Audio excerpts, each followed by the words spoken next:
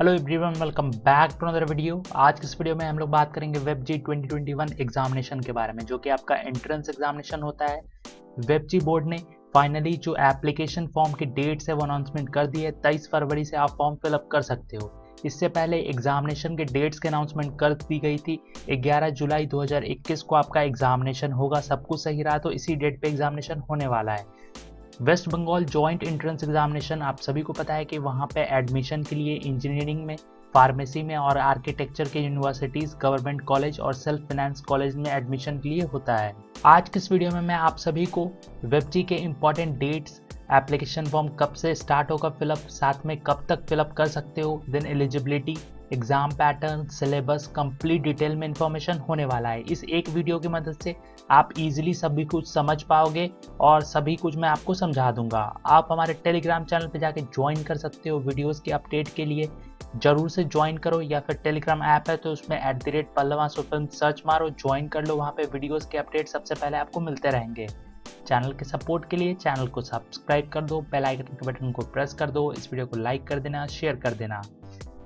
Examination dates की तो आपको अनाउंसमेंट हो चुकी है। साथ में जो एप्लीकेशन फॉर्म है वो 23 फरवरी से आप फिलअप करना स्टार्ट कर सकते हो और 23 मार्च तक आप फिलअप कर सकते हो, मतलब 1 महीने का समय है आपके पास। इसके अलावा 24 मार्च से आपका करेक्शन विंडो ओपन किया जाएगा, 24 मार्च से 26 मार्च तक। देन आप अपना एडमिट कार्ड डाउनलोड कर पाओगे 6 जुलाई 2021 से। एग्ज़ाम डेट्स की बात करें तो 11 जुलाई संडे को आपका एग्जामिनेशन है।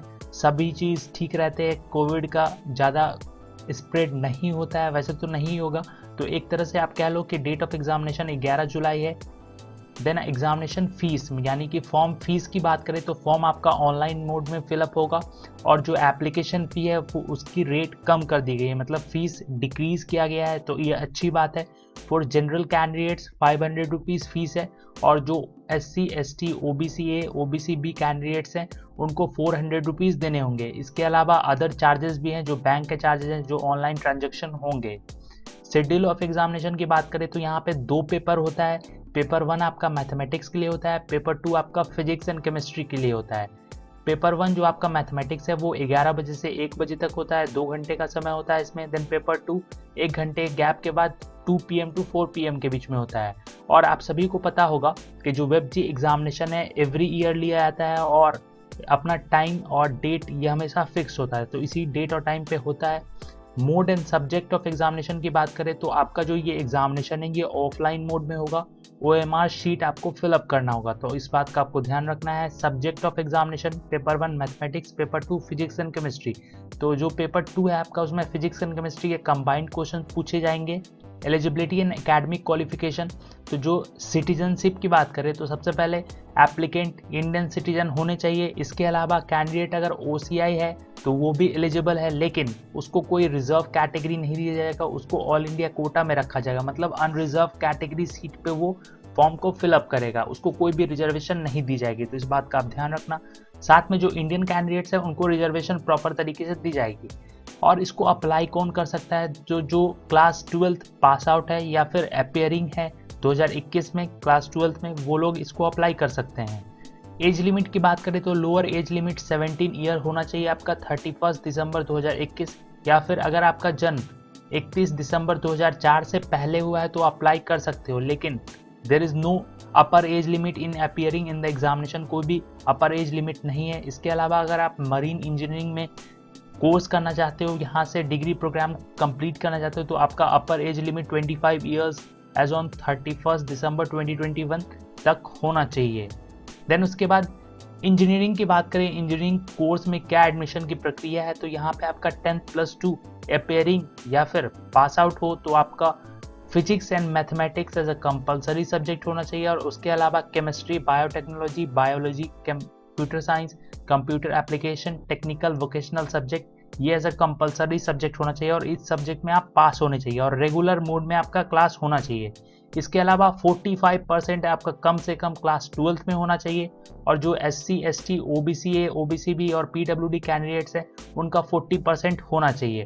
इसके अलावा 10+2 में आपके इंग्लिश में 30% होना चाहिए, और आप कोई भी रिकॉग्नाइज्ड सेंट्रल गवर्नमेंट या फिर स्टेट गवर्नमेंट के बोर्ड से पास आउट होने चाहिए या फिर अपेयरिंग होने चाहिए। इसके अलावा अगर फार्मेसी कोर्स की बात करें तो आपका 10+2 में फिजिक्स, केमिस्ट्री, मैथमेटिक्स या फिर biology as a compulsory subject होना चाहिए और इन सभी सब्जेक्ट में आप पास होने चाहिए।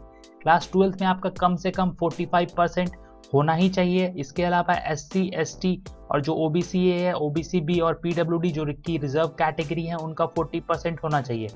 इन तीनों सब्जेक्ट में आपका 45% या उससे अधिक मार्क होना जरूरी है। इंग्लिश में आपका 30% या उससे अधिक मार्क होना चाहिए और आप सेंट्रल गवर्नमेंट या फिर स्टेट गवर्नमेंट के बोर्ड से, रिकॉग्नाइज्ड बोर्ड से पास आउट होने चाहिए या फिर अपेयरिंग होने चाहिए। पैटर्न ऑफ एग्जामिनेशन की बात करें तो आपका जो क्वेश्चंस होगा वो मल्टीपल चॉइस क्वेश्चंस होगा, MCQ के फॉर्म में होगा और 3 कैटेगरी में डिवाइड किया गया है। कैटेगरी 1 जो कि आपका 1 मार्क का होगा, कैटेगरी 2 और कैटेगरी 3 आपका 2-2 मार्क का होगा।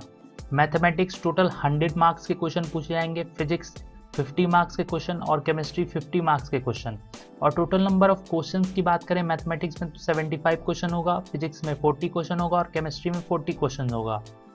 सिलेबस की बात करें तो आप देख सकते हो मैथमेटिक्स, फिजिक्स एंड केमिस्ट्री ये तीनों के सिलेबस अवेलेबल है इंफॉर्मेशन बुलेटिन में अपेंडिक्स 7 पेज नंबर 34 में है, तो वो आप चेक कर सकते हो। इसके अलावा अगर जादवपुर यूनिवर्सिटी या फिर अलग कोई यूनिवर्सिटी के बारे में बात करें तो पूरा आपको कंप्लीट इन्फॉर्मेशन चाहिए तो आप कमेंट करके ज़रूर से बताना। फिर भी कोई डाउट हो तो ज़रूर से आप कमेंट करना, मैं इसके ऊपर और अपडेट वीडियोस लाता रहूँगा आप सभी के लिए। मुझे उम्मीद है आपको वीडियो पसंद आया होगा। वीडियो पसंद आया तो जरूर से लाइक और शेयर करना। चैनल पर नए हो तो सब्सक्राइब करके बेल आइकन के बटन को प्रेस कर देना। So thank you for watching. Thank you.